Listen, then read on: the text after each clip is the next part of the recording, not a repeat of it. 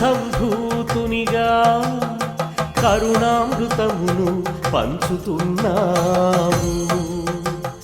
సాయి సాయి మా షిరిడి సాయి అని భక్తులందరూ ప్రేమతో భక్తితో నీ ఆరాధనలు ఉంటూ సంతోషంగా జీవిస్తున్నారు.